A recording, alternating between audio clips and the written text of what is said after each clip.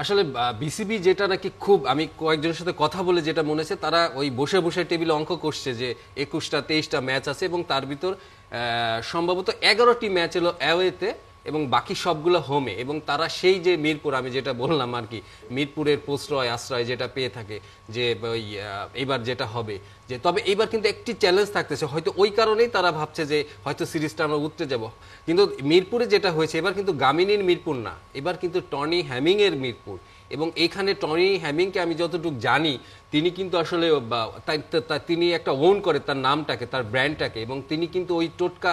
ওই হাত ওই গামিনীর মতন টোটকা দিবে না যে আমার জ্বর হয়েছে একটা নাপা দিয়ে দিল তিনি কিন্তু গবেষণা করে তিনি গুলশানে তার যে ফ্ল্যাটে থাকেন 3 কামরার ফ্ল্যাটে 2 কামরাতে তিনি মাটি আর ঘাস ঠাস দিয়ে কি কি গবেষণা করেন মানে তিনি যেটা মিরপুর নিয়ে গবেষণা করছেন আমি বলতে চাচ্ছি যে মিরপুরের সেই মেকআপ করা পিচ কিন্তু আমার মনে হয় না এই সিরিজে